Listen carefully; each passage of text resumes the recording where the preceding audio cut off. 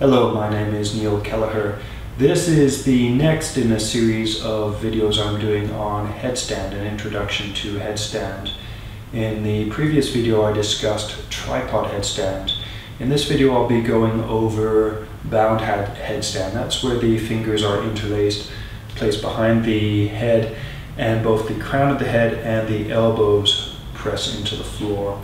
I've already gone over neck preparation in the previous video, so in this video I'll start with preparation for the shoulders, in particular learning how to press the elbows into the floor, and then I'll go into some exercise on actually getting up and learning to balance in tripod headstand. Not tripod headstand, my apologies, in bound headstand.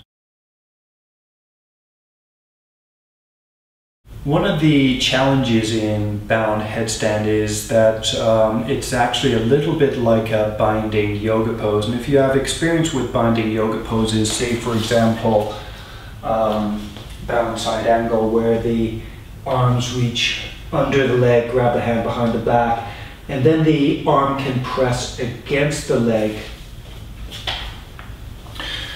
There are other binding yoga poses as well, but one of the important things to notice about binding poses is that as soon as you apply the bind, as soon as one part of the body presses against another part, that changes the way the body works. So in bound headstand, with the hands behind the neck, be careful to be aware of how the hands are pressing into the head. If you press the hands or hug the hands into the head, you're actually changing the dynamics a little bit of the head, of the neck. So one of the things that you can learn to be aware of when preparing for headstand is learning to feel the contact both between your hands, whether your fingers are loose or engaged. This action adds stability to the pose, but also learning to feel whether your hands are actually pressing against the head or are touching the head without pressing against the back of the head. So in the tripod headstand video, I talked about learning to lift the chest and lengthen the neck so that the chest and neck work together. The rib cage, with an open rib cage, that actually helps to set the neck up so that it is reasonably long and straight, and also gives the muscles of the neck a firm foundation from which to work on the neck. From there, the next step was to work on positioning the shoulders. Now in bound headstand, in tripod headstand, the arms are positioned like this with the elbows at about the same height as the shoulders. In bound headstand, the elbows are a bit higher than the shoulders, so the arms are actually lifted. And so for bound headstand, it helps to learn to lift the shoulders as well as spread them. To lift the shoulders, you'll be learning to use the trapezius muscle. In particular, the trapezius has some fibers that attach round about here to the outer edge of the collarbone. Also, it has fibers that attach from the neck to the acromion process, this bone right here, which you can feel at the top of your shoulder, and also I think it's along here. But at any rate, what you can learn to do with what you can practice doing with the chest lifted, with your neck long, is if you focus on the outer edge of your shoulder, the outer edge of your collarbone, and this part of the shoulder blade, the outer part, lift that up towards your ear. Actually pull this rigid bone up towards your ear and then relax. And you can do it one arm at a time or try both arms. And actually I would suggest doing it one arm at a time if your shoulders are uneven or if you're having difficulty. But once you can do one arm at a time, you can practice with both arms. So with your neck long, maybe move the elbows out to the side, focus on drawing the outer edge of the shoulder blades up. The inner edges will also lift, and then relax.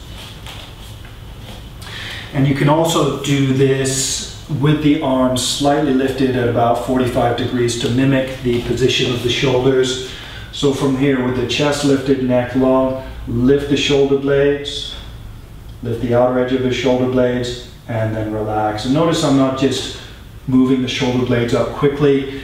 In headstand, you want to have some control of your elbows, and part of the reason we're learning to use the shoulders is you'll be using your shoulders to vary the amount of pressure on your elbows. And actually, you'll need a little bit of pressure on your elbows to keep you balanced.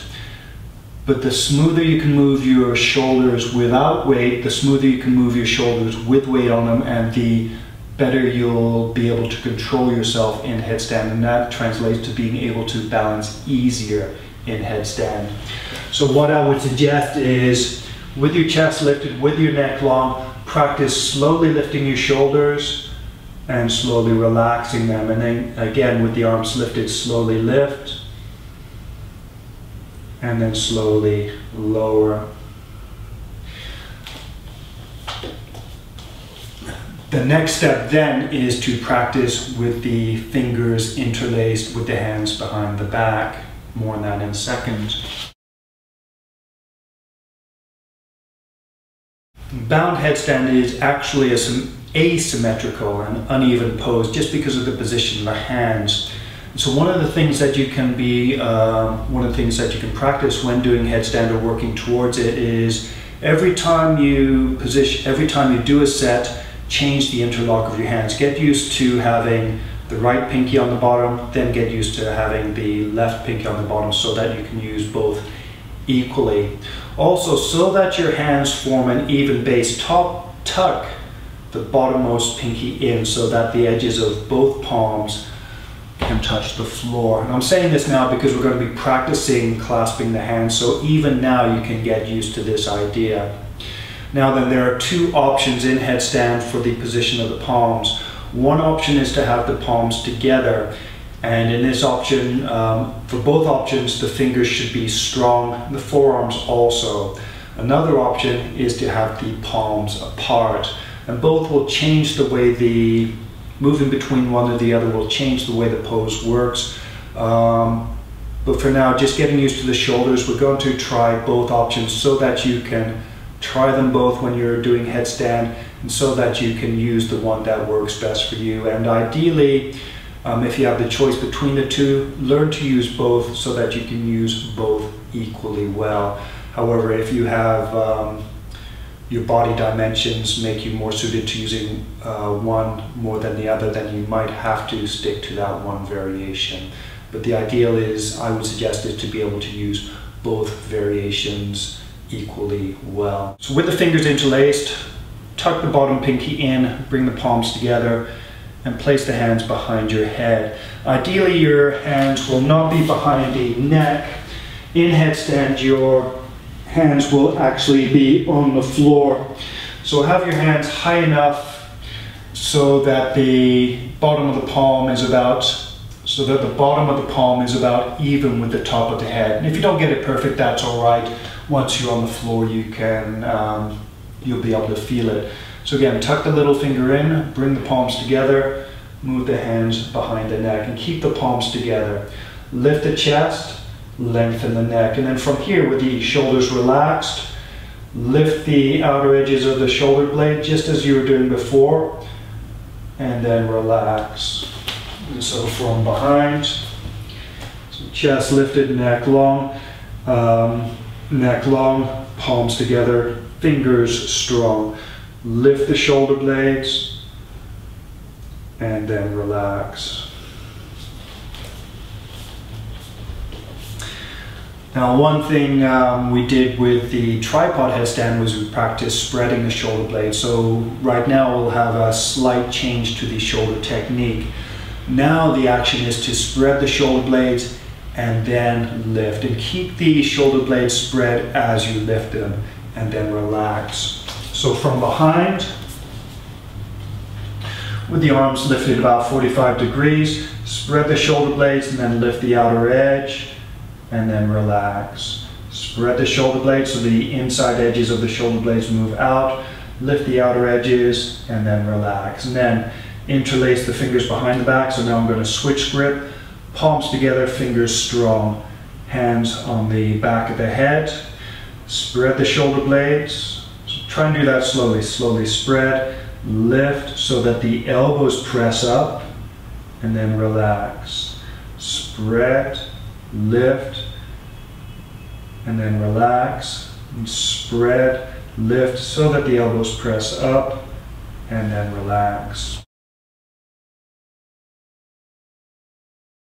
Depending on how tight or flexible your shoulders are, that will affect how easy it is for you to move your arms back.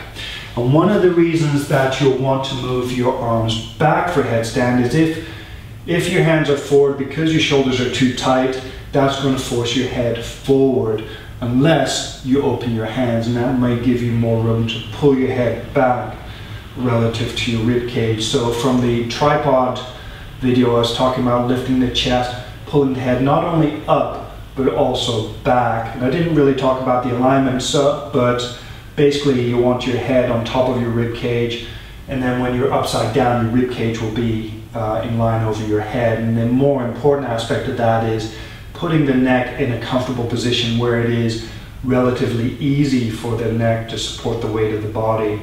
And then the other thing to be aware of is front to back tilt. And also in the tripod headstand video, I talked about being aware of side to side tilt. So those things still apply in bound headstand, the version we're working on now.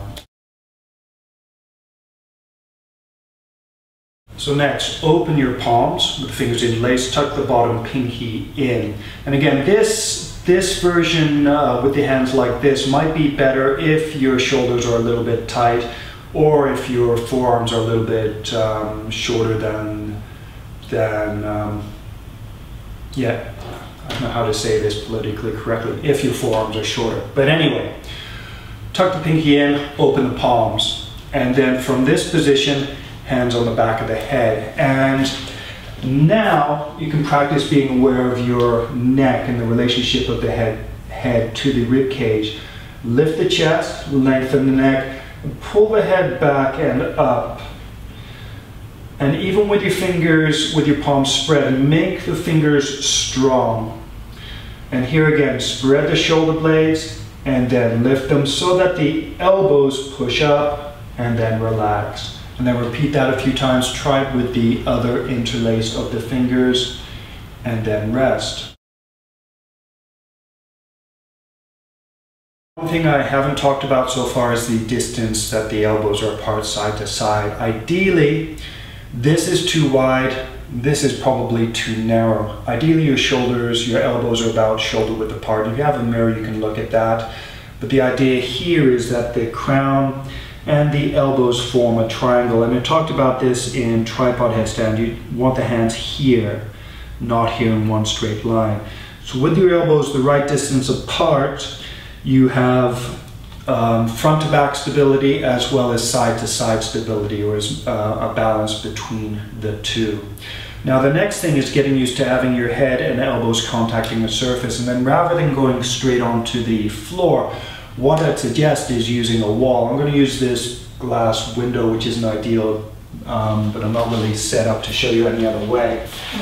I can show you here, I guess. It's a little bit too narrow. But what you could do is kneel with your torso horizontal. And right now I have my palms together, bottom pinky tucked in. And in this position, what you can do is see if you can open your chest and make your neck feel long. And try to, because your head's against the wall, you have to move your chest down to get down or up to get the neck feeling comfortable. And you can also slide up and down the wall to get the best position. But in this position, with your head against the wall, with your elbows ideally shoulder width apart, hands strong, what you can practice here, spread your shoulder blades, press your elbows into the wall, and then relax. Neck long, rib cage open, spread your shoulder blades, lift them so that your elbows press into the wall, and then relax. And that's just an intermediate step to getting used to feeling your head and elbows pressing into the floor. You try it this variation or this variation, and again, watch the distance between the elbows and learn how, use that exercise to feel the way when you lift your shoulder blades, when you spread your shoulder blade and spread them, how that action can press your elbows into the surface, and how if you reduce that action or reduce the power, that reduces the pressure with which your elbows press the surface. And that's one of the actions that you'll use to help you stay balanced. So you can do this with your back against the wall if you like, and maybe for the first time doing headstand, that would be recommended. However, what I would also recommend is practicing rolling in headstand. Well, first actually just learn to do a forward roll with your back rounded so that you can roll comfortably. Do it with a mat or with cushions on the floor until you get used to it. And then practice, once you're used to getting up, setting up into headstand, practice relaxing your fingers, rounding your back, and then rolling out so that you're used to falling from headstand. And obviously make sure, well, maybe not obviously, but make sure the area around you that you're going to roll into is free from any obstacles, people, anything that might hurt you or someone else or something else. But now, time to actually try headstand or work towards it. So this is assuming you have a little bit of flexibility, which isn't, let's assume you can do a forward bend with legs straight. Elbows on the floor, interlace your fingers, tuck the pinky in, and for now have the palms together, and crown of your head on the floor. Remember, set the distance between your elbows so that they are shoulder width apart. Spread your shoulder blades, press your shoulders towards your ears so that your elbows press down. Press your hands down as well, and then from there, move your feet closer to your face and see if you can press your elbows down with enough pressure that you can lift your feet, and then put your feet down on the floor and then relax. You might laugh and say, oh, very well, easy for you to do. But if you've done the tripod headstand, you might actually find this relatively easy to do. Here's the side view.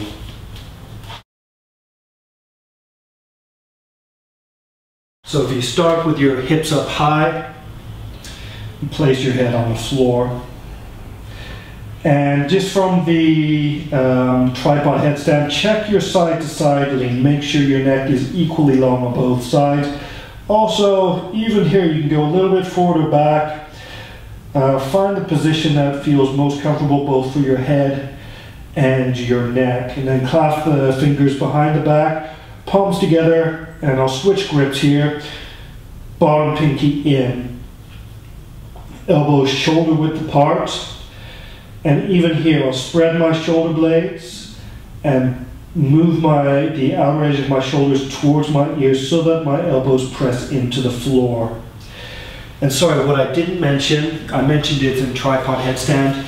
For now, try to keep the balance, the pressure even between your crown and your elbows. And the idea there is, if this is my head and this is positioned in my elbows, if both are pressing down with equal pressure, that means my center of gravity is somewhere between them.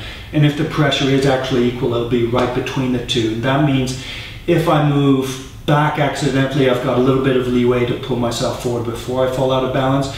If my center of gravity moves forward, then I've got a little bit of leeway to push my center back so that I stay balanced. And that's part of the reason for having the ability to control the shoulders, is so that you can vary the pressure. So if you feel yourself moving back, you can reduce the pressure so that your center, reduce your elbow pressure so your center moves forward. And if you feel you're moving forward, then you increase the elbow pressure to push your center back that way. And the better you can control your shoulders, the easier it is to make fine-tuned adjustments to the position of your center so that you stay balanced.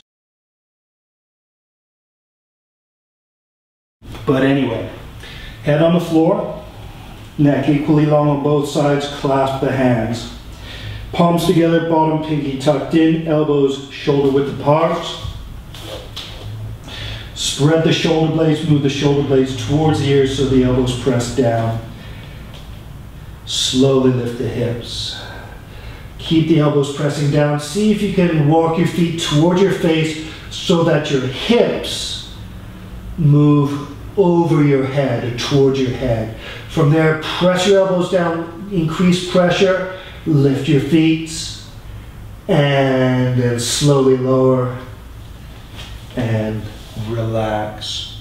So as for tripod headstand, what you can do with the bound headstand is practicing moving your legs and noticing how your legs affect your balance at different stages of elevation. So to begin with, and actually I haven't talked about it until now, you can also experiment with having the palms open. With the palms open, make sure you make the fingers and palms strong rather than being flaccid. So palms open, bottom finger tucked in, elbows shoulder width apart. Spread your shoulder blades, use your shoulders, push your elbows down, lift your hips. Also, press your neck, your head into the floor so that your neck muscles engage. From there, lift your hips high, make sure you press your elbows into the floor, and then lift your feet off of the floor. Try and get your hips over your head. And then from this position, see if you can find a front to back position where your head and elbows press down with even pressure.